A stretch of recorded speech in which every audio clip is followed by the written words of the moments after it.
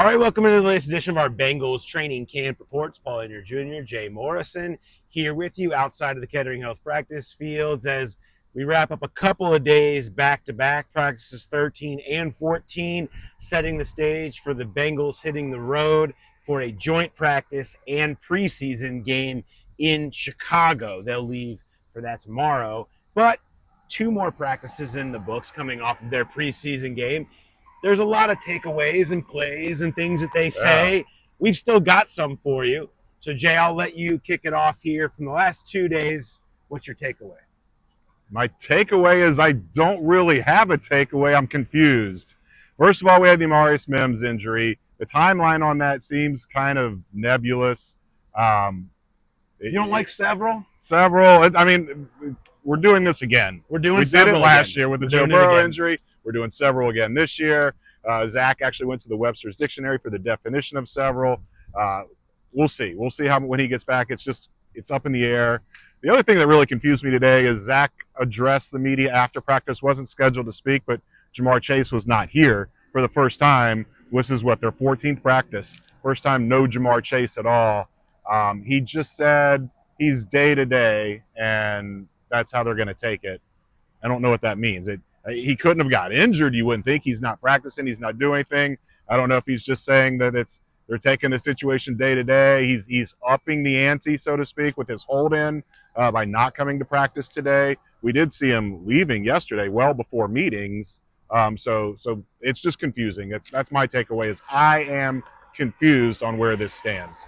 I think the whole thing has been kind of confusing to this point. I mean, we know what it is. Like, we know it's a hold-in. We know that he's doing it to stay off the field while there's whatever negotiations are ongoing and he wants a new contract. Like, that's not rare. That's not new. But during the whole time he's been here watching practice, he's been in good spirits. And even the Bengals put up a video and you see him kind of dapping up Zach Taylor after Jermaine Burton's touchdown pass in the social video. And that's kind of been his energy while he's been here, has been supportive teammate guy who just happens to be standing on the side while he's going through it. The first time he's not there, I think you say, okay, well, now what's changed? And we don't really know exactly what has changed today other than he's not here and we're not going to get any further explanation than that. So I guess we'll see where it goes.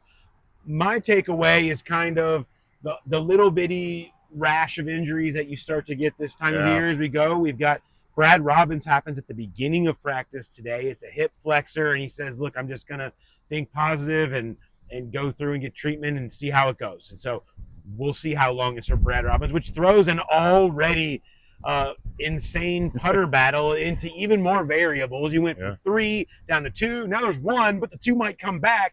And when he does come back, how much does his absence put Ryan Rico into the front? He's already been doing well, but it seemed to be bringing out the best in anybody. Oh. Stay tuned in that one. We'll see how the punter battle continues to continue on. Was hanging out in the backfields a little bit today, watching Charlie Jones go through rehab. Looked really good. Yeah. I think he looks like he is quickly recovering from that knee injury that he sustained that looked so bad the other day. Looks like he's coming back. So good to see that on the backfields from Charlie Jones. Let's see what else. There was plenty more. We have Jake Browning. Jake Browning, yeah, he has sustained a rib injury. Obviously he was in the game the other day. Comes back, practices on Monday, but today not out there. I actually went to talk to him after practice today, and he said he had to go to the training room, so maybe it was something that happened during practice. Either way, rib injury, he's out for a while. Joe Burrow's not going to participate in the game on Saturday, so Woodside guy, it's your day. If you've been a Logan Woodside guy this whole time, you're going to want to watch Saturday because he's going to get the majority of the staff with Rocky Lombardi waiting in the wings. So action kind of happening in the injury front there. What about a play from the last couple of days? Yeah, it happened today, but it happened on multiple occasions. It happened yesterday as well. Trey Hendrickson just blowing by Orlando Brown Jr. Joe Burrow, we talked about, they had the time to throw. Saturday night was 1.3, 1.6. This was like blowing the play dead in 1.0. He got around Orlando so fast, they just shut it down. He really got the best of Orlando today, and Orlando said that happens. He's going to get the best of me some days. I get the best of him some days. Some days are split. He wasn't too upset about it. He just said that it's all part of making each other better. But Trey Hendrickson notably missed a lot of time in practice. he looks mid-season form right now. Yeah. Same conversation. A guy who missed some time and had a trade request this summer, T. Higgins. Yes. Continues to look very good. He had a play yesterday, which you may have seen it. It made the rounds a little bit, where he went over top a jump ball over top of Dax Hill in the red zone for a touchdown. Gosh, we've been seeing that consistently from him. T. Higgins continues to look kind of really at the top of his game. T. Higgins, Trey Hendrickson, I think right now is what we're seeing out there, and kind of what you saw obviously in the game on Saturday, continuing to look really good. And we talked to him after practice yesterday, and he said, I feel amazing. Yeah, I feel really good. And I think that's good news on that front when we talk about T and Trey. All right, thing that they say, what do you got?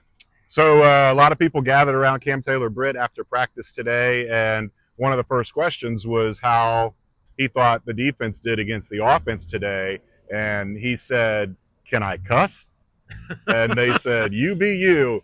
And he said, "We whooped their ass." Simple as that. And it was the defense was very dominant today. We've seen it a lot in camp, and it's been a back and forth, but today especially, Burrow wasn't able to get off anything deep. There was either pressure, there was good coverage.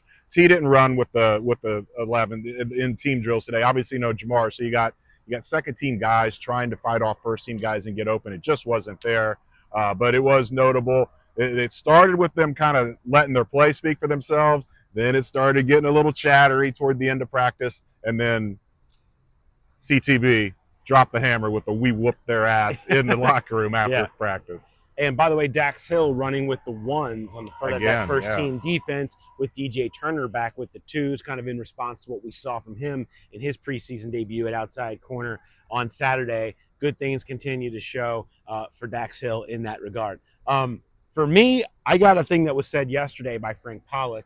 We had a long, wide-ranging conversation from an animated Frank Pollock, kind of standing up for a lot of his guys. Jackson Carman, all but one. Jackson Carman didn't quite get the same ringing endorsement, but whether we were talking about Jackson Kirkland or the progress seen from Matt Lee or Trent Brown or what Mims was before he got hurt, of course, a lot of positivity was coming from Frank, and particularly about Trent Brown, though.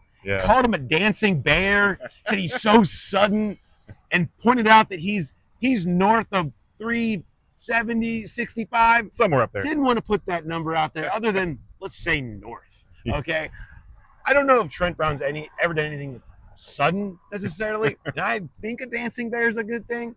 But either way, I thought it was a pretty big endorsement from Frank Pollock. I don't know if he was just trying to get behind his guy that he needs to be behind right now. But it was pretty strong comments about how he feels like Trent Brown has looked in his first days entering into the team drills, coincidentally, I'm sure totally coincidentally, at the same point in time that Amarius Mims goes to the backdrop with that strained pec. So, Frank Pollock, sudden dancing bears here for you. So, what's next?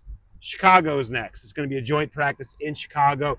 Jay and I will have a report for you coming Thursday evening after that joint practice goes down, and then, of course, you'll have the preseason game on Saturday. Walk out for you after that. So keep an eye out for that, both on the feed, wherever you get your podcasts, and on the YouTube channel. Make sure you're subscribed to both so you can get notifications when we wrap up. All right.